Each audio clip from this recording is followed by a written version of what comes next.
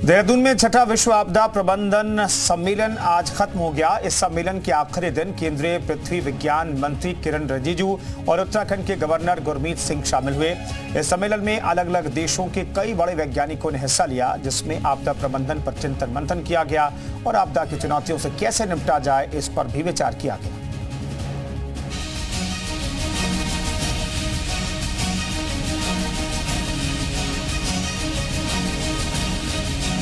देहरादून में आपदा प्रबंधन विश्व स्तरीय सम्मेलन का सफलतापूर्वक समापन हो गया।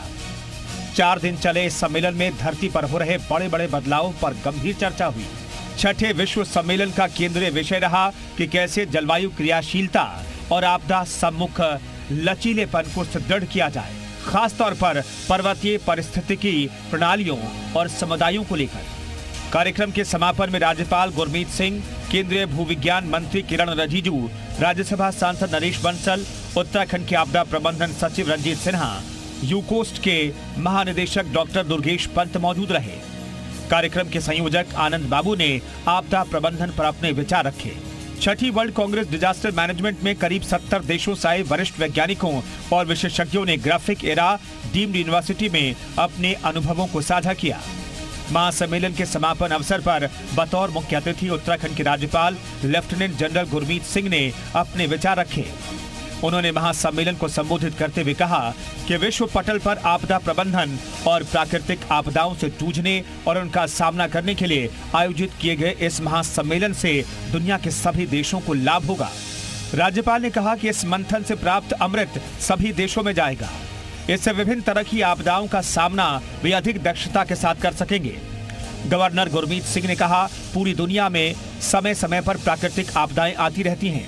उत्तराखंड राज्य में ऐसी आपदाएं समय समय पर आ चुकी हैं और बड़ी चुनौतियां खड़ी कर देती हैं, लेकिन इन्हें चेतावनी के रूप में स्वीकार करते हुए सावधानियां बरतनी होंगी। उन्होंने कहा कि उत्तरकाशी और केदारनाथ में जहां साल 2012 और 2013 के प्राकृतिक आपदाओं ने बड़ा नुकसान पहुंचाया था, वहीं कई और घटनाओं ने समस्याओं को हमारे सामने चुनौतियों के रूप में समय समय पर खड़ा किया है। ऐसी चुनौतियों का सामना करने के लिए हमें तैयार रहना चाहिए। Delegates and representatives from 70 countries worldwide, I would like to thank you, each one of you who participated to deliberate and discuss on the disaster as a universal threat. ये जो आपने मंथन और चिंतन किया है, this deliberations and discussion, इसका जो अमृत निकलेगा वो सचमुच हमको हरेक हमारी चुनौतियों के लिए सिद्धि और सॉल्यूशन अवश्य ही देगा। राज्यपाल श्री गुरमीत सिंह ने प्रधानमंत्री नरेंद्र मोदी के कार्यों की तारीफ करते हुए कहा कि आपदा के मामलों में प्रधानमंत्री मोदी ने तत्काल एक्शन लिया, जिससे पीड़ित के दुख दर्द कम करना संभव हुआ है। राज्यपाल ने G20 सम्मेलनों का भी जिक्र किया और उसके लिए केंद्र सरकार के कदमों की सराहना की। हाल ही में सलक्यारा सुरंग के हादसे का राज्यपाल गुरमीत सिंह ने जिक्र किया। उन्होंने कहा कि प्रधानमंत्री नरेंद्र मोदी और उत्तराखंड की सरकार द्वारा तत्काल राहत बचाव के कार्य किए गए और आखिरकार उसमें 17 दिन बाद कामयाबी मिल गई। This conference started and we came out of our challenge of Silkyara tunnel. When we are closing this World Congress on disaster management and handing over to the Brazil chapter, at the same moment, Honorable Prime Minister is participating in 28 COP, which shows the coherency of what is being done here and what is being aspired at the world level. I think let's clap for this universal mission to fight the disasters. In fact, this number will never go out of the mind. 17 days, 400 hours, 41 to be rescued, and the environment of crisis, adversity, and challenges. But what was the most important aspect is that the lesson to be learned was all of the government approach, all of the agencies approach. इस अवसर पर अंडमान निकोबार के राज्यपाल admiral D के जोशी ने सम्मेलन में 70 देश के विशेषज्ञों और वैज्ञानिकों के मंथन को पूरी तरह से सफल बताते हुए कहा कि आपदाओं को हम कम तो नहीं कर सकते, लेकिन उनका सामना करने की रणनीति अपनाकर होने वाले नुकसान को कम किया जा सकता है और आपदाओं को ज्यादा फैलने से रोका जा सकता है। The innovation to drive climate adaptive technologies, collaboration to develop climate resilient ecosystem, and communications to implement climate responsive practices will continue to drive our efforts for creating an effective disaster management regime. Community-based DRR, investment in research and development, resilient financial systems, risk assessment, sustainable natural resources management, strengthening social safety nets such as social protection programs and insurance schemes for vulnerable populations, and building partnerships for international cooperation is essential for disaster resilience. कार्यक्रम में केंद्रीय भूविज्ञान मंत्री किरण रिजिजू ने कहा कि प्राकृतिक आपदाओं के आने पर प्रधानमंत्री नरेंद्र मोदी के नेतृत्व में सुरक्षा कवच के रूप में त्वरित उपाय समय समय पर किए गए हैं, जिसके लिए केंद्र सरकार निश्चित रूप से बधाई की पात्र है। उन्होंने कहा कि केंद्र सरकार के प्रयासों का परिणाम है कि आज अगर रिक्टर स्केल पर 7 की तीव्रता भूकंप या आपदा आती है तो उससे अब पहले की तरह बहुत अधिक नुकसान नहीं होगा, क्योंकि सरकार ने इस दिशा में आगे बढ़कर सुरक्षात्मक कार्यों को किया है। केंद्रीय मंत्री श्री रिजिजू ने कहा कि बदलते परिवेश में हम आज भारी भरकम चुनौतियों का सामना कर रहे हैं। 40 वर्ष पूर्व जहां बर्फीली पहाड़ियां थी, आज वे पहाड़ियां अधिकतर बिना बर्फ वाली बन गई हैं, जो कि हमारे सामने बड़ी चुनौती एवं समस्या है। उन्होंने कहा कि अब तो खतरनाक आपदा संबंधित परिस्थितियां आने वाली हैं, इसके लिए हमें तैयार रहना होगा। For the coalition of the international disaster group, so we are aligned with many of the countries across the globe, and today India is a leading nation in dispatching our team of experts wherever disaster happens. If you see how we are conducting our evacuations, the disaster teams which are professionally performing, one of the incident which we just saw recently in Uttarakhand, it is a matter of great pride and a relief that the rescue operation was conducted in such a professional manner despite so much of challenges. And finally, when we were having a cabinet meeting in Delhi, the Honorable Prime Minister informed that the operation is successful. I must compliment the government of Uttarakhand, the Honorable Governor, the Chief Minister and the entire team for carrying out. महासम्मेलन में राज्यसभा सांसद नरेश बंसल ने अपने विचार व्यक्त करते हुए कहा कि उत्तराखंड की धामी सरकार ने राज्य में आने वाली आपदाओं का सामना जीरो ग्राउंड पर रहकर किया है।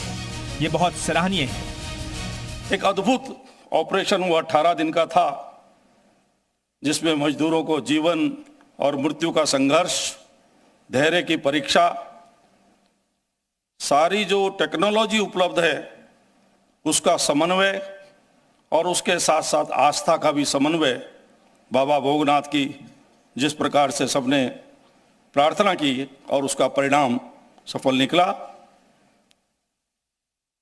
उसके लिए भी सबको बधाई है। हमारे मुख्यमंत्री जी ने वहाँ पर जीरो ग्राउंड पर रह करके जिस प्रकार से सारा समन्वय किया, प्रबंधन किया, सारी टेक्नोलॉजी को जुटाया और सारे प्रदेशवासियों ने उसमें अपने शुभकामनाएं, अपनी प्रार्थनाएं उनके लिए दी। मैं देवभूमि में आप सबका स्वागत करते हुए इतना ही निवेदन करना चाहता हूं कि उत्तराखंड में आपदा कोई नई बात नहीं है। आपदाएं यहां आती रहती हैं और उनसे जूझने के भी हम आदी हो गए हैं, लेकिन फिर भी दो चीजों पर ध्यान दिया जाना जरूरी है कि एक तो आपदाएं कम से कम कैसे आएं और आ जाएं तो उनसे निपटा कैसे जाए।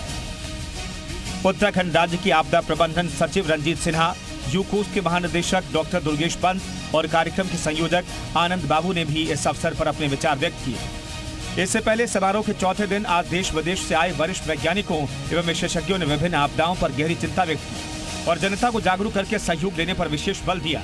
वहीं पेटेंट डिजाइन और ट्रेडमार्क महानिदेशक प्रोफेसर उन्नत पी पंडित ने जल सम्मेलन का उल्लेख करते हुए कहा कि इसका एक अंतर्राष्ट्रीय समझौता है जिसका उद्देश्य सीमा पार जल संसाधनों के टिकाऊ और न्याय संगत उपयोग को बढ़ावा देना है। ये 2 या 2 से अधिक देशों द्वारा साझा किए जाने वाले जल स्रोतों के सहयोग, प्रबंधन और सुरक्षा के लिए दिशा निर्देश प्रदान करता है। ये बहुत महत्वपूर्ण है कि कैसे देश पानी के उचित और जिम्मेदार उपयोग को सुनिश्चित करने के लिए एक साथ आता है। उन्होंने कहा कि 130 से ज्यादा देशों ने विकास के लिए अनुभव और ज्ञान का आदान प्रदान किया। उन्होंने दुनिया भर में कुल ताजे पानी के प्रति घन मीटर GDP के बारे में बताया कि अफगानिस्तान में 1%, बांग्लादेश में 7%, भूटान में 7%, भारत में 4%, मालदीव में 768%, नेपाल में 3%, पाकिस्तान में 2% और श्रीलंका में 7% के करीब है। वहीं पैनलिस्ट अजरबैजान राज्य अर्थशास्त्र विश्वविद्यालय से आए डॉक्टर एल्शान अहमदोव ने कहा कि सभी प्रकार की प्राकृतिक आपदाओं से हम सभी को लड़ना होगा और उनका सामना भी करने के लिए सभी को तैयार रहना होगा। PMO and Honorable Prime Minister was in constant touch with us so that we can get through the incident. I also welcome all the delegates who have traveled from far places to participate in this Congress, W6 WCDM. You have engaged with us, you have engaged among yourselves to brainstorm ideas about how to manage and how to mitigate disaster, any disaster.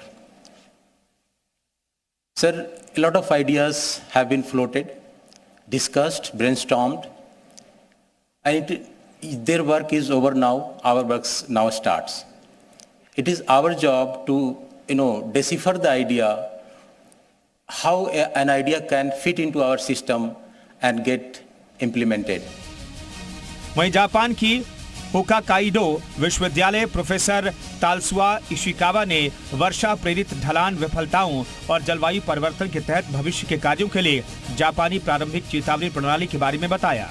उन्होंने उत्तराखंड और केरल समेत दुनिया के कई देशों को उदाहरण देते हुए कहा कि हाल में जलवायु परिवर्तनों के कारण अभूतपूर्व वर्षा और भू आपदा के संभावित जोखिमों पर लगातार विभिन्न स्तरों पर अध्ययन करना आवश्यक है।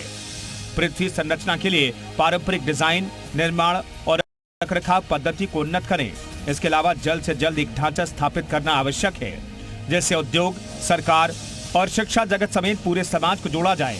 देश विदेश से सम्मेलन में प्रतिभाग करने आए सभी वैज्ञानिकों और विशेषज्ञों का graphic era group of institutions के अध्यक्ष डॉक्टर कमल घनशाला ने आभार व्यक्त किया और ग्राफिक एरा ग्रुप इंस्टीट्यूशंस की वाइस चेयरपर्सन राखी घनशाला ने राज्यपाल गुरमीत सिंह का स्वागत किया।